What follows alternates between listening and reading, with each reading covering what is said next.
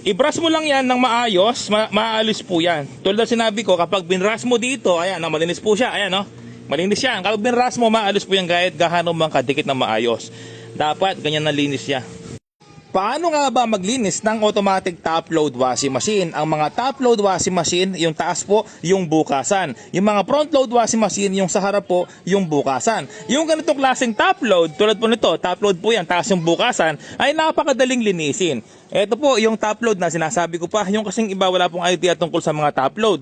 Ayan po yung mga top load, sa taas po yung bukasan. Okay, so lahat ng top load washing machine ay napakadaling linisin kasi ito po yung step by step na ipapakita ko po sa inyo. Sa ngayon po, hindi muna tayo naglilinis ng automatic washing machine kasi po wala po tayong labor sa shop. Wala po tayong labor na mapagkakatiwalaan kumbaga. Okay, so ituturo ko po ngayon sa inyo kung paano maglinis ng automatic top load washing machine. Okay, so unang step, alisin mo yung 4 na tornilyo. Ito po, may screw po dito yan. Nakalagay po dito yan, ha? Nakababa po yan. Okay, pakita natin, ha? 1, 2, 3, 4. Kapag tanggal na yan, luwagan mo yung mga wire sa likod. Luwagan mo lang. Hindi mo kailangan tanggalin. Luwagan lang. Yung parang may expand lang yung wire niya. Tapos, alisin mo yung kanyang drain motor. Mamaya, ipapakita ko na kung paano magtanggal ng drain motor. Okay? So, ngayon na. Ayan, no? Ayan. Higa mo yung washing machine. Tapos, alisin mo yung kanyang drain pump. No? Hindi pala drain motor. Drain pump. Okay, yung pagtanggal, counterclockwise lang.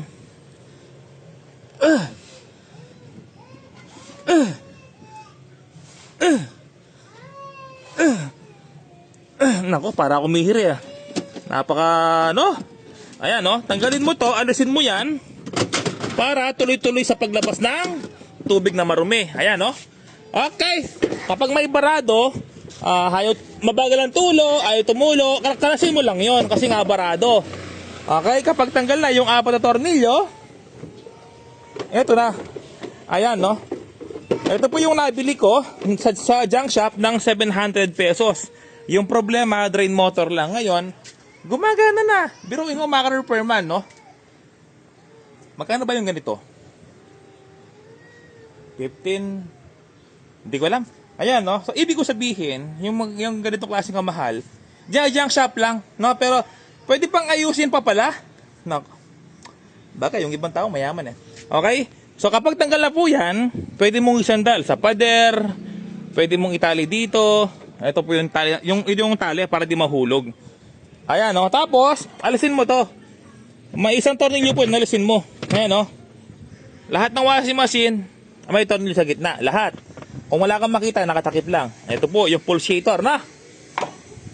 Tapos, ayun, So, napakadaling kalasin kapag 10 mm. Tama ba? 10 mm to socket. Tama. 10 mm yung socket niya, Napakadaling kalasin kapag 10 mm. Kapag 36 mm yung socket, or mas mataas pa, yung socket, 41 mm o 39 mm, pwede kang bumili ganito sa Shopee or sa online. Okay, pero ilalagay ko yung link sa comment kung saan nakakabili ng ganito. Okay, kung minsan kasi yung tornilyo malaki. Okay, tapos pinapalo lang po yan. Yung pagkalas lahat, pa counterclockwise, pa kaliwa, pa ganun. Okay, so kung meron kang impact wrench, mas maganda. Siyempre, impact wrench, Okay, so ngayon tanggalin na po natin itong 4 na tornilyo. Stainless po yan. Nakalimutan ko sabihin, may cover pa pala yan. Nakalimutan ko, pasensya na. Ayan, meron 4 na tornilyo, Lahat ng ganito may 4 na tornilyo. Ito, 1, 2, 3, 4. Kasi yung tornilyo, at kung minsan yung iba nakaklip sa gilid. Nakaklip ng plastic clip. Ayan, tanggal na. Okay? Tapos, ito yung tornilyo na 4 na sinasabi ko. Stainless po yan, Digis. Tapos, kapag tanggal yan, persahin mo lang angat. Ayan, Ito yung sinasabi ko, maka-repair man, napakarumi. Kapag makatikati ang yung damit, ibig sabihin natin yung problema, bacteria. Okay? Ito yung bago. Ayan ang bagong linis, maka-repair man. Okay? Tapos, yan, kuha ka ng escoba. Brush mo lang, power spray mo, kusang lalabas yung tubig kasi tanggal na yung kanyang drain motor. Tapos, kuha ka ng sabon tsaka brush. Brush mo lang dito. Kapag may tsaga, may nilaga.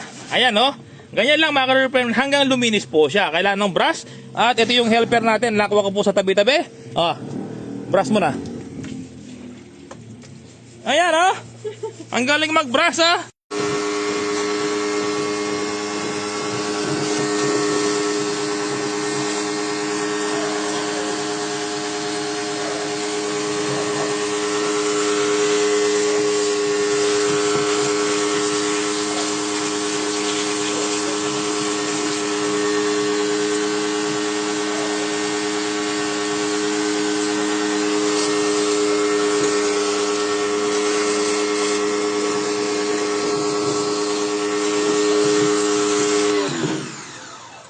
Ayan, ang mahal po ng bayad dito, 1,500 isang araw. Ay, isang araw, isang washing machine.